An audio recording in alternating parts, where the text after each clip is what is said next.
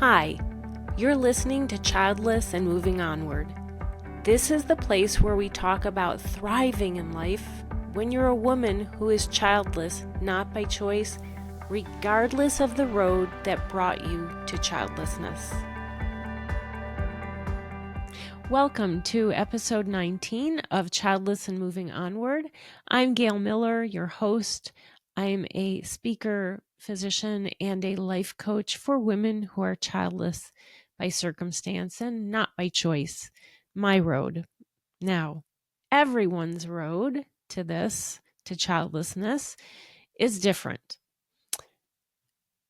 Everybody has a different circumstance that brought you to this place, from aging out before finding the right partner, maybe not finding a partner, having a chronic illness, a genetic disorder that you don't want to pass on, a partner who doesn't want children, infertility, pregnancy loss, and that list goes on. Now, just like the reasons that people are childless vary, the realization that that is your situation also, like how that happened, can vary. For some, it's, over time you thought, oh, this isn't going to happen, this may not happen, and then it's, I think this is not going to happen, and then it's that realization, that you've expected but didn't want to happen. And then for others, it's not something that's conscious, but then it hits you.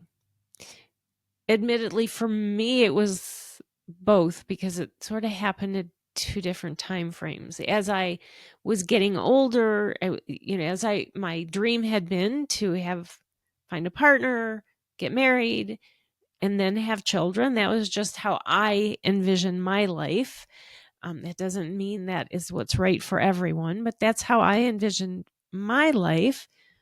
But as I was getting older and not finding the right partner, it was one of those things that, over time it was like, this may not happen, and this is looking like it won't happen. And then suddenly it's like, okay, this isn't going to happen. And looking at potentially being a single mom, I let things get in the way. I let others and their expectations of me get in the way. And then when I did meet the right partner later in life, after we got married, that switch got flipped. The one that I thought was turned off, that I thought I had accepted I wasn't going to be a mom. And then with marriage, that desire kind of really popped up full force.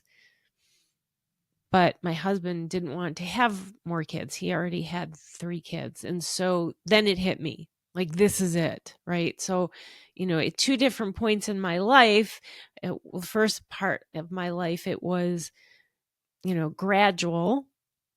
And then the second point in my life, it was, it just hit me. But everybody is different, is the point, that everyone's path is different. But while the paths are different, there's a couple things that we all have in common. And one is the pain. And the other is a common thought about, okay, well, who am I? If I can't be a mom, who am I? Now, that may not be the exact words each woman has, but that theme is common among women who are childless, not by choice. Martha Beck she's a New York Times bestselling author. She's a life coach. She's a speaker, and she is the founder of Wayfinder's Life Coach Training, which is one of the programs that I completed.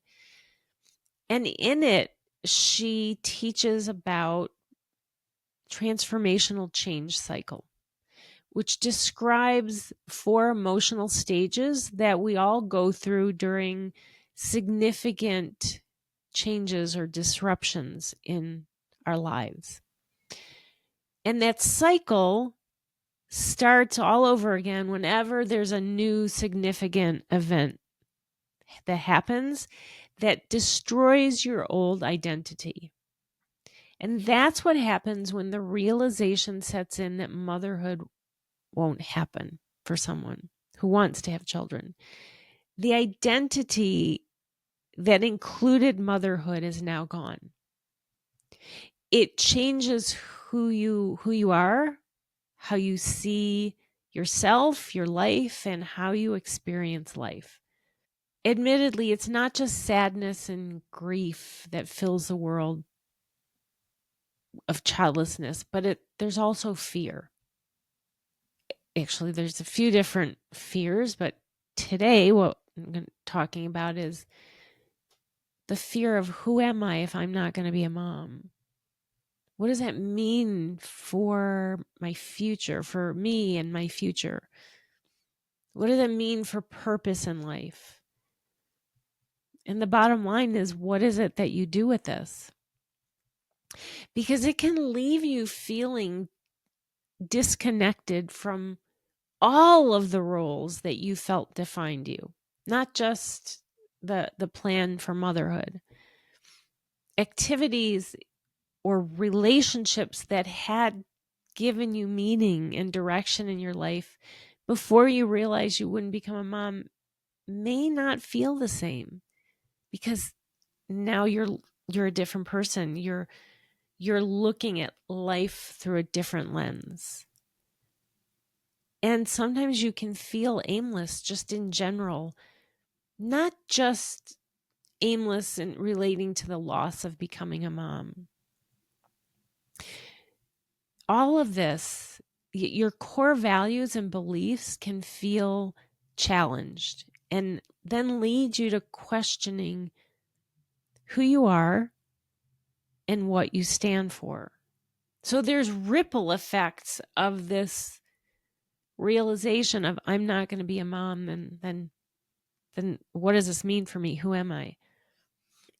Along with that, the loss of the identity you had formed for yourself, you may no longer recognize yourself. Again, this is a huge shift. And you're now looking at yourself through a different lens. You have a different viewpoint because life was supposed to be and include being a mom, and now that's gone. So let's talk about some practical steps on how you rediscover who you are, who you can be, and how do you go about creating a fulfilling life. The first step is acknowledge your feelings.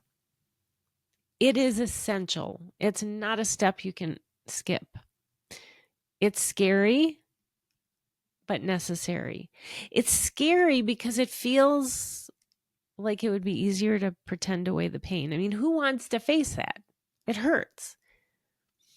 So, and it's scary because, okay, how will I get myself out? If I let myself feel this, and not only it feels awful, what if it doesn't go away? But it will. And we've been programmed with constant messages that we're just supposed to be positive.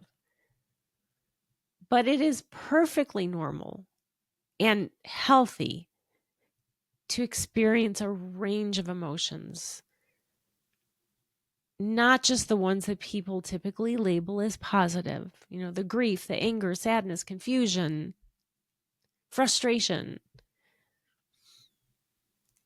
It's unhealthy not to allow that, to force positivity all the time and not acknowledge the challenging, the uncomfortable emotions can lead to anxiety and depression. So allowing yourself to feel all of this, to feel these emotions, is a crucial step in the healing process. The next step in like rediscovering who you are is to allow the grieve the loss of the dream of motherhood. It is necessary as a part of healing. It's important to validate your feelings and understand that your grief is real and it's deserving of attention. Now, that's different than wallowing. Byron Katie is a best-selling author. She's a spiritual mentor, and she teaches people how to end their suffering. She says, I quote, "Things aren't happening to you. They're happening for you." End quote. I know it is hard. Actually, it's an understatement to say that it's hard to see through the fog of the pain of unwanted childlessness, or even to begin to understand how it can be happening for you. But it's a way to look at things so to help pull yourself out of feeling victimized and take power back to work on your healing. It really is possible, but it starts with acknowledging, facing your feelings. I used to try to run away from my negative feelings, what society considers negative. I tried the forced positivity, but the positive feelings couldn't break through the wall I had built up to push away the pain. And until I broke down that wall and felt the pain, it only grew larger and larger within me. It didn't go away. It just got worse and made it harder for me to appreciate what I did have. It made it harder for me to heal because I was just forcing the smile and the positive feelings instead of actually feeling them. Another step to take is to work on redefining your purpose. You've been left with a void. So one way to start filling this void is by exploring your passions and interests. Because sometimes when we get to this point, we've lost sight of what we're passionate about, what we're interested in, or we're no longer interested in those same things. So sometimes we have to either explore what we used to be passionate about and kind of bring it into our current life. And sometimes it's, I need to figure out what I'm passionate about now because that is no longer something I care about, what I used to. So start with considering what activities bring you joy and a sense of fulfillment now. And a step towards that is to set new personal and professional goals, because that can help provide direction and a renewal in a sense of purpose. So for some, that means focusing on work. For others, it's discovering new hobbies, developing creative outlets, exploring mentorship and teaching opportunities. Those can all give a sense of accomplishment and joy, depending on where you are. If that is something that you are passionate about or can develop passion about. For me, personally, my purpose became hard to adopt dogs. Now, I always knew dogs would be part of my life, but my love for dogs and the joy they bring me turned into this purpose of taking in dogs that others wouldn't want, and helping them live a wonderful life that they otherwise wouldn't have. A friend of mine used her love of singing to volunteer at senior living facilities. She didn't want to be a singer, like a, popular star singer, but she wanted to be able to use that love of singing in some way that gave her a sense of fulfillment. And when she would go to senior living facilities and perform, that became a passion of hers. It gave her this sense that she had a sense of purpose that she had been missing. Another step in navigating a new identity is doing something that usually doesn't feel natural to us, especially women. And that is embrace your strengths. We often, in society, that's looked at as boasting, as it's a negative. But acknowledging your strengths isn't boasting. There's a difference between the two. Acknowledging them is a way to view how you are unique, and it's a way to begin to celebrate your accomplishments, no matter the size, big or small. And that helps to begin the rebuilding of self-esteem. Really, let's face it, our self-esteem takes a giant hit when you're involuntarily childless, both from whatever you have been through. If you've been through infertility treatments and you are thinking there's something wrong with you and your body, there's not. Or you're not finding the right partner, or you start questioning every decision you've ever made, and that can leave you with this idea that there's something wrong with you and you're less than. And then, of course, there's the messages from society. But let's reverse that. The next is to join a supportive community. There are so many different options to connect with others who share similar experiences or interests. And they can help create a sense of belonging and understanding. And one option, it's just one, there are others, but one option is my monthly free support group, Circle of Support, the third Tuesday of every month. A support group is a great reminder that you're not alone. And so for more information about my Circle of Support, check the show notes. And in addition to support groups, there are endless opportunities to engage in volunteer work that not just give you a sense of purpose, but can give you a sense of connection, because when you're volunteering with others, you share this sense of purpose. And so it's a way to engage with others where the focus is not on kids. The last step today in this work on finding a new identity is developing self-compassion. It is essential. Prioritizing self-care activities that nourish you and your physical, your emotional, your mental well-being is vital.